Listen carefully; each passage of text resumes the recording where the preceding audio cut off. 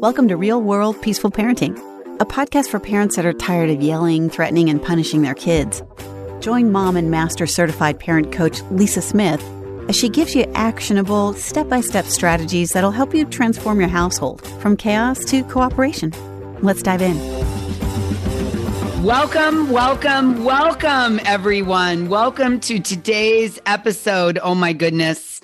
I am so excited to bring this topic, this information, this conversation to you today. We have the privilege of having a very special guest today. Kristin Venberg is here. Kristin is someone who is near and dear to my heart because she has a massive influence on my strong-willed, full contact sports son.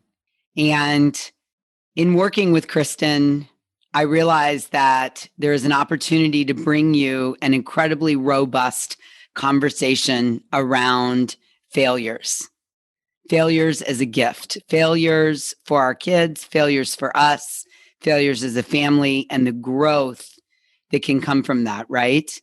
I love the saying, conflict is growth trying to happen.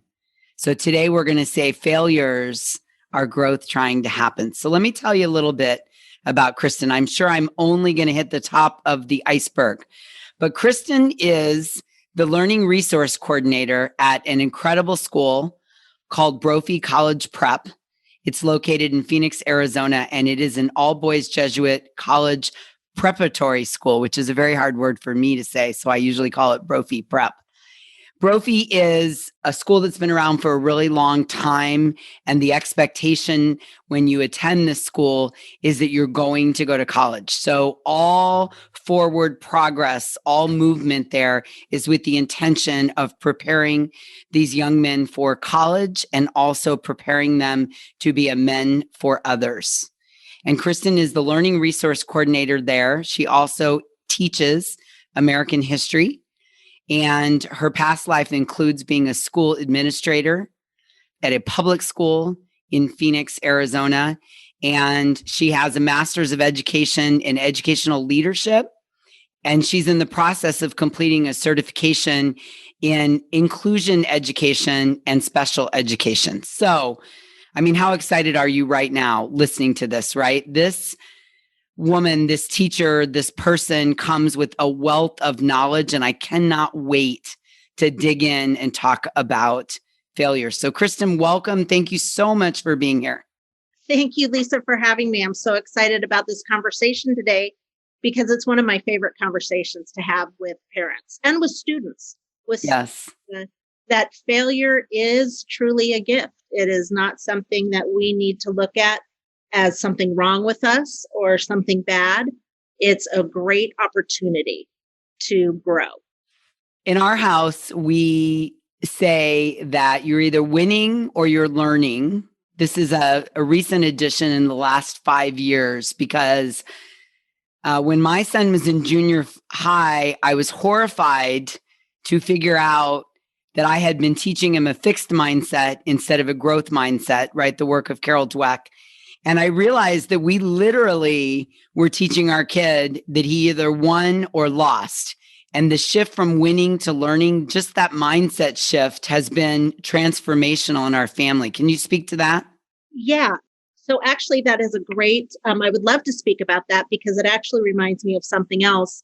In addition to the growth mindset, there's another mindset where people look at abundance or scarcity.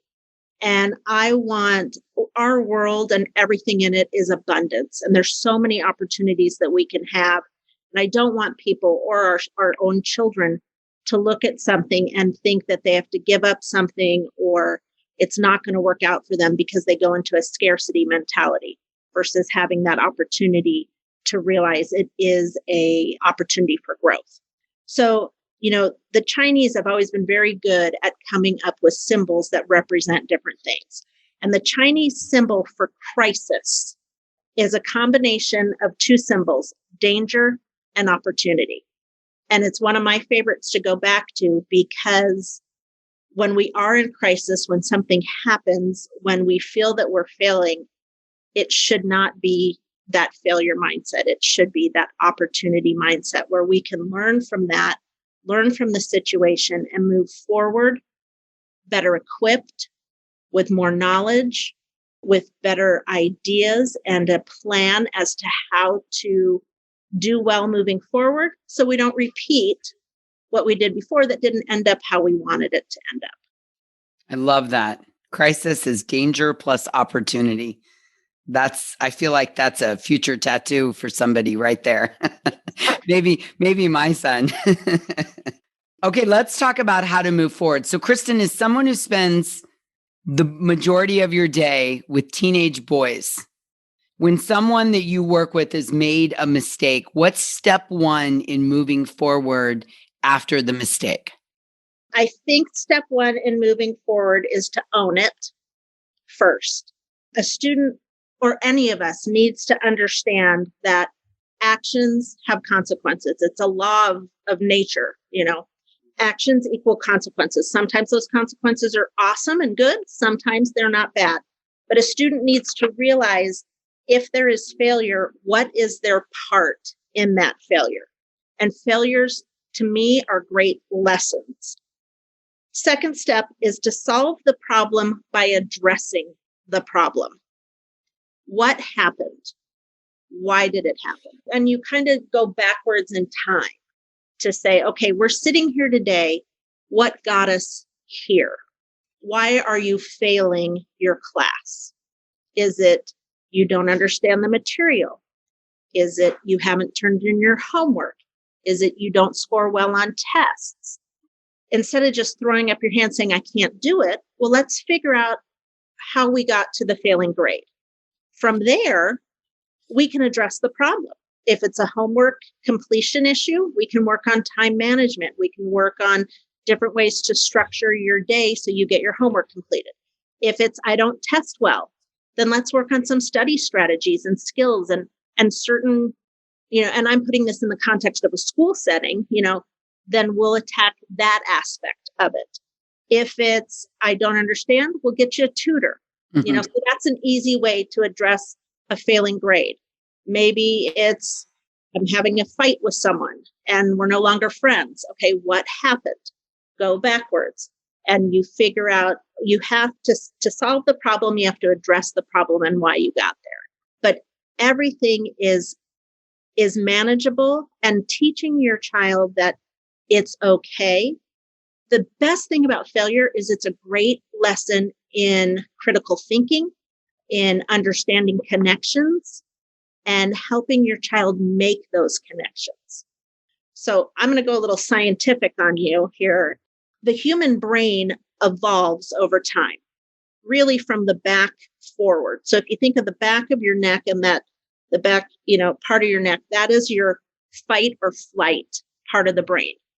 That is highly evolved as a baby. It's the reason we're alive as a species, because we know in danger situations, we can do that fight or flight. It takes a long time to get that frontal lobe, the front part of your brain, is that critical thinking, the executive functioning, the understanding that actions have consequences. That really doesn't evolve until someone's around 22 years old. And sadly, in boys, males, it tends to evolve a little bit slower. So when I was a principal at a school and I had a student who got in trouble and they're sitting across from my desk, and I asked, what were you thinking when you did whatever got you in trouble? And they're looking at you with those deer in the headlight eyes because they have no idea what they were thinking. And I can't get mad at them because they truly have no idea why they were thinking that. Their frontal lobe just isn't making those connections. So when our sons or daughters and when our children make mistakes, we need to help them and process through with them those questions. Let's solve it. Let's solve it together. Your child knowing that you are there to walk alongside them, that you aren't, you may be disappointed at them. That absolutely happens from the choice they made, but we're going to get through this together. And when you can walk alongside your child and help them solve and see those connections, it helps that frontal lobe of their brain start firing off synapses and making those connections. that the next time they're in that situation, they can go back to muscle memory or brain memory and go, oh, wait, okay, this equals this, and I need to do this instead. If we as parents solve the issue for them and the child never has the opportunity to process through and make those connections, we are actually stunting their growth, physically stunting their growth. Their brain is not going to rise to the occasion the next time because we haven't taught it how to make those connections. That's why I'm so excited about failures, because failures allow us the opportunity to really break down what happened and own it and figure it out and problem solve. And problem solving is what gets us through the rest of our life. We will constantly be thrown problems, whether you're driving on the road, whether you're at work, whether you're a parent. There's always situations that come up, and we need to be quick to go, oh, this equals this. This is what's happening. This is how I'm going to solve it. Yes. But if we don't help our children through that, then we aren't helping them in the long run. And as parents, all we want is for them to be productive, wonderful citizens in the long run. Yes. Yes to everything. And I have tingles right now. I'm so excited about everything you said. I don't even know where to go next because I have so many notes on my paper here. All right. So I really love how you're talking us through when we help our child make those connections, we're developing their brain. Correct. We're turning them into professional problem solvers. Correct. And when we do it for them, we're preventing them from becoming professional problem solvers. Mm-hmm. Now let's talk about the other side. If our child makes a mistake and we punish them, which I'm not a fan of because punishments are often, almost always, dare I say, coming from a place of fear and anger as the parent. But I also think the problem with punishing particularly strong-willed kids is twofold. One, they get sidetracked on the punishment and the whole original connection you're trying to make gets lost. Absolutely. Right? You've taken away the Xbox for a month. They're so angry about that, the lesson of not turning in your homework, you can't even get to that conversation. And then the other thing I'd like to hear your thoughts on is when we punish our kids, dominate them, punish them, we're telling them that there's a character problem instead of just a process problem. Mm-hmm. Yeah, absolutely. The one thing I was thinking of when you were saying that, I remember talking with a parent because their child was using their iPhone inappropriately. Like, I can't even remember why, but I think it was Snapchat or Instagram. But regardless, the parent's like, that's it. I'm taking away the phone. They can't have the phone. And I said, I understand that's your initial reaction, but the goal is for your child to use the phone correctly. So if we don't give them the opportunity to use the technology correctly, how are we going to teach them? Just yanking it away does absolutely nothing. So let's set parameters of how we use this technology, AKA the phone, the iPhone, whatever it was, and give them a little bit of a leash. Can they meet that parameter of what's appropriate for your family, what you feel is the right way to do it? Great. If they can, make that leash a little bit longer. But just taking it away does absolutely nothing and does exactly what you say, especially with those strong-willed children. Mm-hmm. They're going to go straight to the punishment. They're going to see the wrong in that, and they're going to forget that they even did something wrong to get the punishment. And then they're going to power struggle over the punishment, right? And now you're locked in a power struggle. And on our part, as parents, sometimes that initial reaction, like you're explaining the cell phone, which I so get, sometimes the punishment doesn't even match the crime. Right. Right? You were caught getting up in the middle of the night, sneaking the iPad, and suddenly now you can have the iPad for 6 months. I mean, come on, really? Like that's a punishment that way exceeds the crime. Mm-hmm. But we're dysregulated as the parent because we got surprised and we're angry. I told you not to do that. So this is why also when there's a failure, I highly recommend a cool down period before you approach the problem. Absolutely. I was just going to say that the best thing you can do, and I know you and I had talked about this before, I call it the snow globe. If you remember, if you had a snow globe when you were little, or you might have one now, and you shake it all up, the snow is everywhere.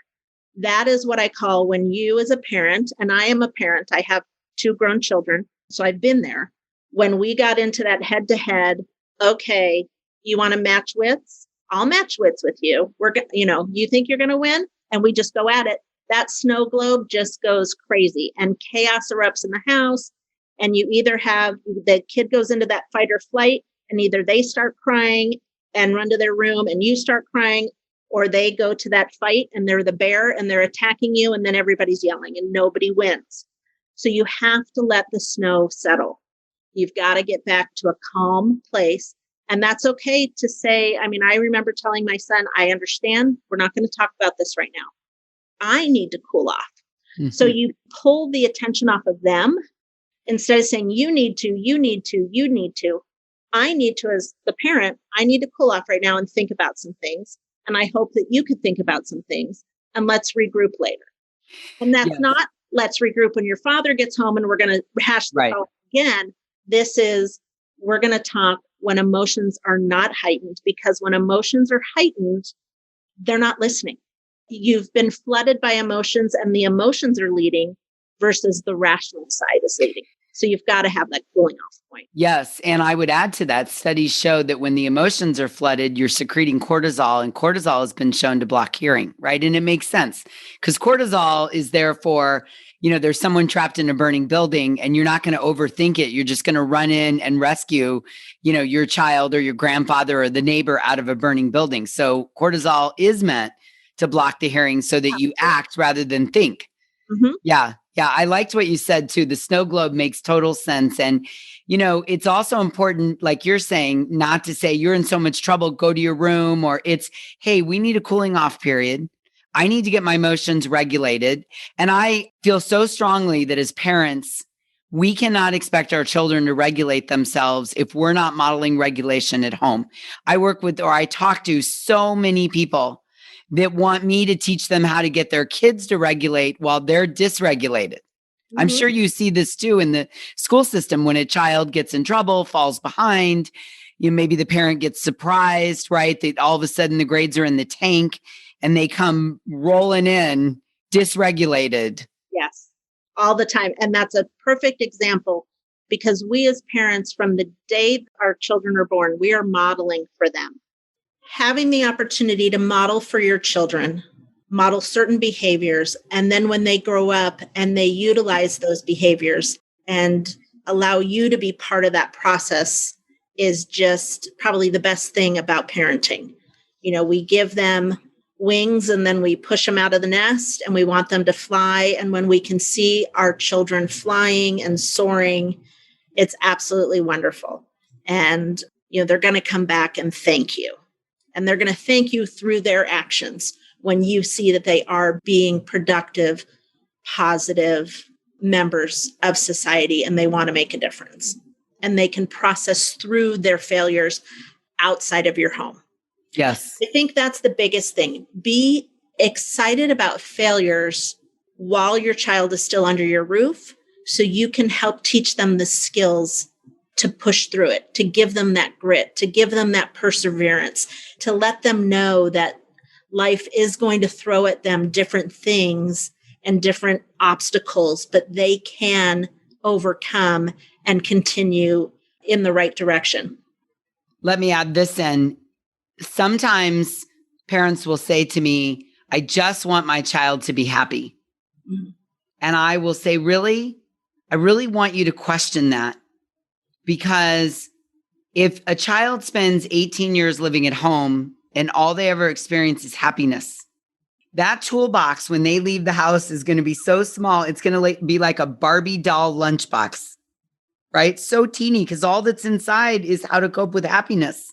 Now, if you, like you're saying, if you process through the mistake and along the way you acquire grit and determination and overcoming failure and disappointment and rejection, and, suddenly it's going to take 6 people to carry that toolbox out of the house. And when you're off on your own, you have skills, or at least an inkling of the menagerie of skills that are possible to solve problems. Absolutely. That is a perfect way to put it. Yeah. Is you want to give your child the tools to be able to function when they're out of the house. So let them fail, let them make mistakes while you're there to walk alongside them, helping them make those connections, helping them realize their part in whatever the mess may be, and realizing they can push through it. You're going to be there with them to help push them through it. And they get those skills, those traits, those habits that are going to make them successful in college and beyond. Yes, you'll appreciate this. My husband is not so open to mistakes. He likes things done well, the right way the first time. And we have a son that, as you know, is 16 and is making his fair share of mistakes. And so every time he does, I just tell Dave, well, we've just got another tool in the toolbox. Mm-hmm. And we laugh about, or we try to laugh about how big that toolbox is going to be when he leaves home. And I literally close my eyes and I envision all of my son's friends helping to heave this toolbox into the college dorm. With my father, I used to call him great experiences.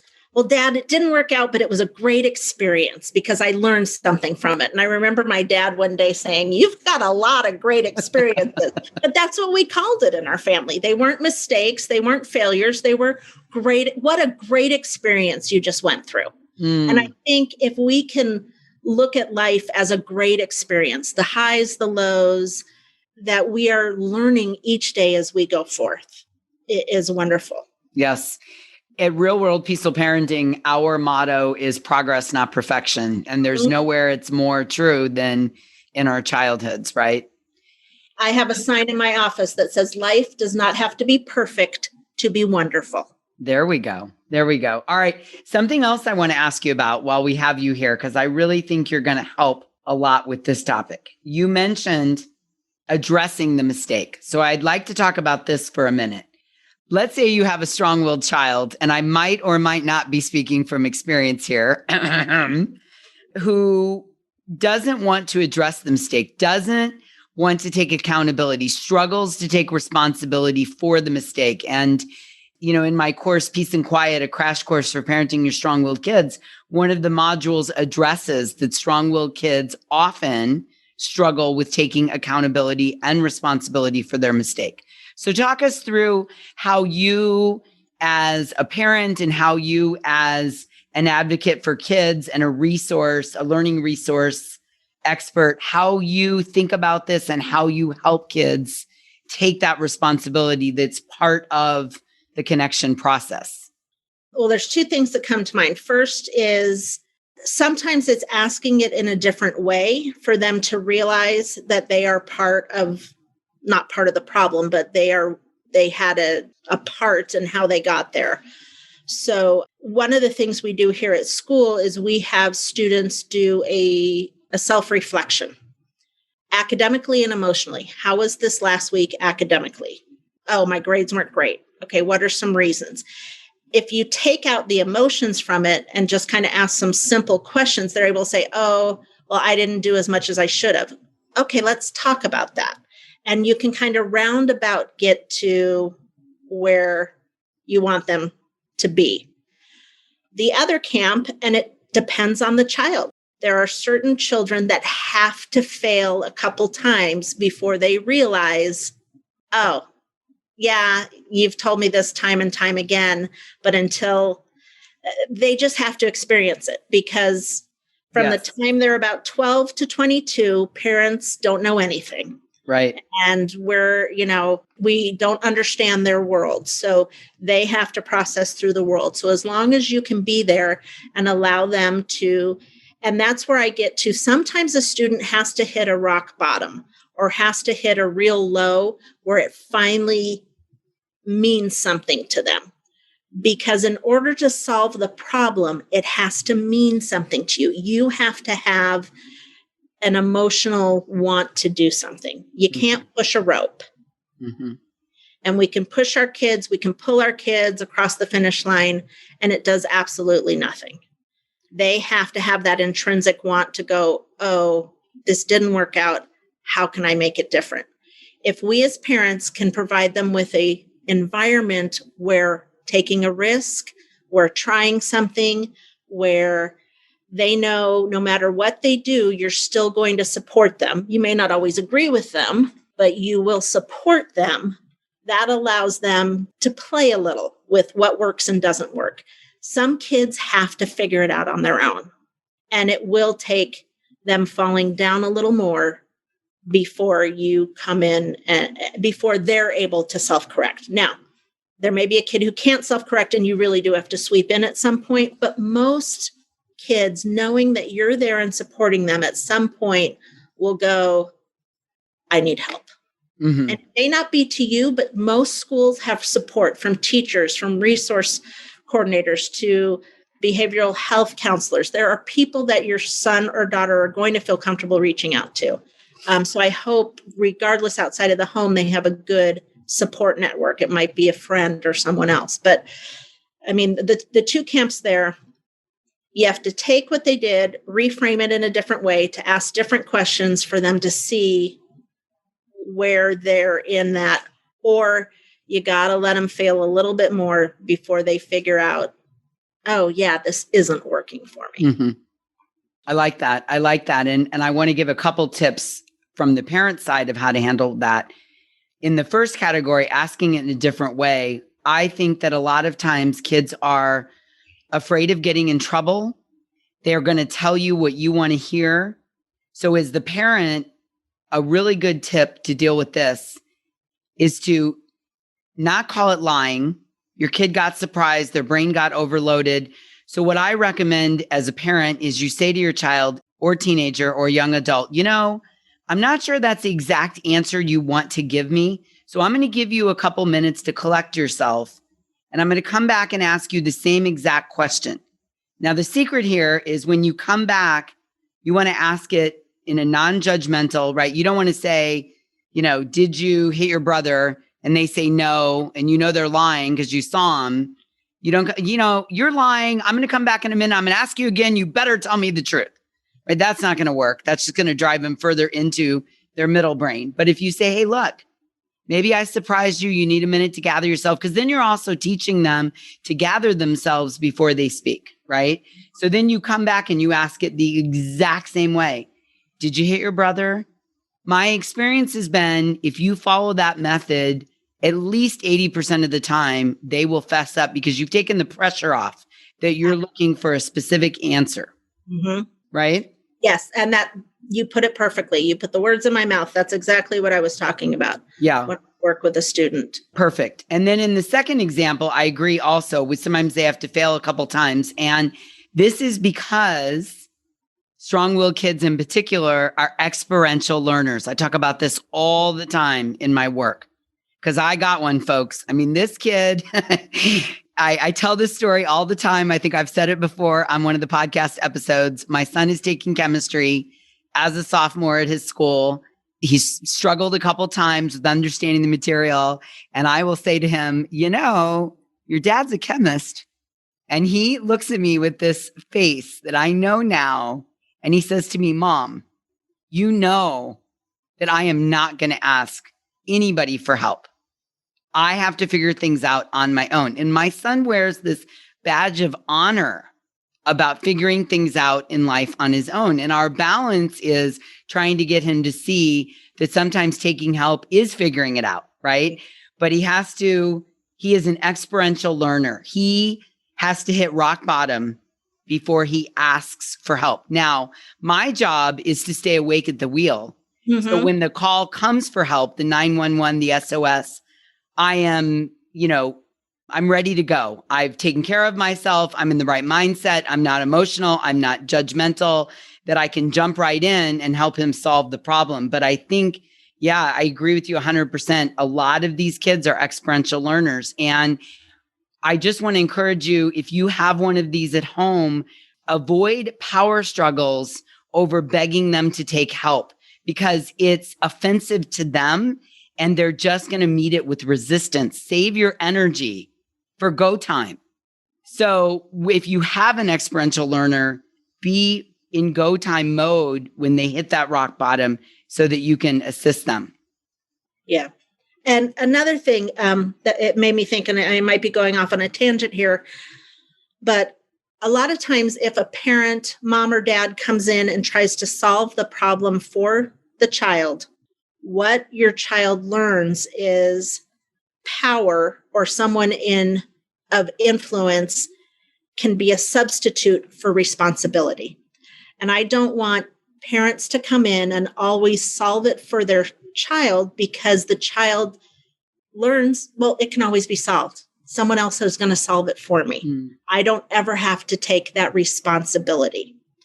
And we want our children to be responsible. So, again, thinking anytime you come in, you're not only stunting their growth in their head and in their brain, but you are stunting their socio-emotional, how to get along in the world if you're always solving everything for them. I don't want your kid to see mom or dad fixing it equals power solves problems, and then they think power can be a substitute for responsibility. I like that.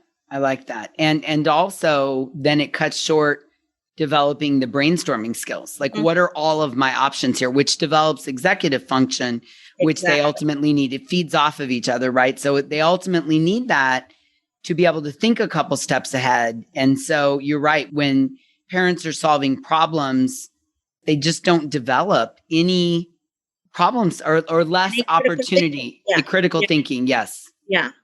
And it breaks our heart to see our kids fail. I get it. But you have to step back and go, this is learning. I mean, you look at Thomas Edison, you look at all these famous people who invented stuff. They failed more times than they succeeded. It was the perseverance that got them through. If we gave up the first time we failed at something, we wouldn't be driving.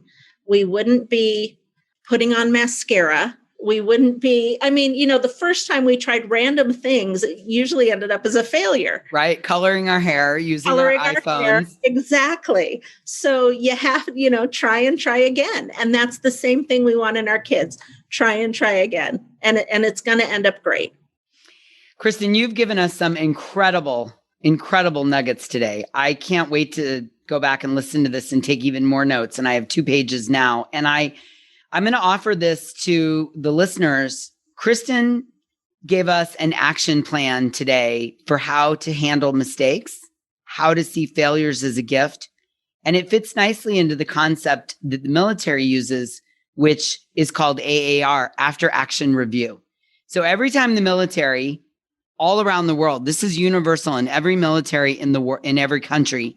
Every time the military completes an exercise, they sit down and they do an after action review. Whether it's an exercise, a training exercise, a wartime event, they roll out a new program, they do an after action review. And I want you to remember this. I want you to adopt this. This is your homework assignment. The next time there's a failure or a mistake or something didn't quite go in the family with your kids as it was supposed to, bring everybody together when you're regulated, right? Kristin talked about that. We need to be regulated. We're not going to snow globe. So we're going to let all the snow settle down. And then we're going to come together, the right group of people, mom and dad and child, mom and kids. You have to know your kid, right? So you come together and you do an after action review where you sit down and you say, what happened, right? What is the opportunity? Actions have consequences. Let's address the problem. Work with your kid to own the mistake, to take the responsibility, right? And then part of the after action review is, how do we move forward from here? This is also what the military does. What did we do right? Where's the room for improvement? And then what are we going to do differently next time? This is a true AAR. What happened? What's my responsibility in this? How do we move forward, i.e. heal, repair, restitution, if there needs to be any? And then what do we do differently next time? These are your 3 steps of the after action review that Kristin so beautifully walked us through. And this is a gift. It's a way to reframe failures and mistakes into opportunities and growth, into helping your kids learn. We've talked about critical thinking, problem solving skills, making connections between actions and consequences, learning to take responsibility. There's a whole menagerie of gifts that come from shifting your thinking around failures. And you're building that toolbox. You're building their tools and their ability to go in and fix something. Just like a plumber goes in with certain tools to fix the sink, we are training our children to have certain tools to fix the situation. And it may not happen overnight. Little steps in the right direction are huge successes. So I don't want parents to think this is going to change and it's going to be perfect tomorrow. It may not happen that way, but you want to look at that growth. You want to take baby steps. You want to give actionable steps that they can be successful at. And when they get success, breed success, they're going to feel better. You're going to feel better. Everybody wins. Boom. Drop mic. Peace out. Thank you, Kristin. This has been incredible. I know I feel rejuvenated and motivated and, I'm not going to say excited about the next failure, but definitely prepared for how to handle it with the action plan, with the AAR, and how to shift our thinking. So thank you so much for being here. I so appreciate it. I appreciate you giving me the opportunity, and I'm just so excited that your listeners will be able to know they're not alone in this. We've all been there, and we're going to take little steps as we go through to make a positive change in our home environment, our relationship with our kids, and love for yourself as a mom or a dad. You're doing great things, and you're doing great things or you wouldn't be listening to the podcast in the first place. So God bless you, and thank you for having me. Amen. Amen. All right. Thank you. See you next week. And until we meet again, I'm wishing us all peaceful parenting. To celebrate the launch of the Real World Peaceful Parenting podcast, I'm going to be giving away a $50 gift card to one of my many Peaceful Parent courses. I'm going to be giving away one gift card to 10 lucky listeners who subscribe, rate, and review the show on Apple Podcasts. It doesn't have to be a 5-star review, although I sure hope you love the show. I want your honest feedback so I can create an awesome show that provides tons of value. Visit www.thepeacefulparent.com/podcast launch to learn more about the contest and how to enter. That's www.thepeacefulparent.com/podcast launch. I'll be announcing the winners on the show in an upcoming episode, so stay tuned. Thanks for listening to Real World Peaceful Parenting. If you want more info on how you can transform your parenting, visit thepeacefulparent.com. See you soon.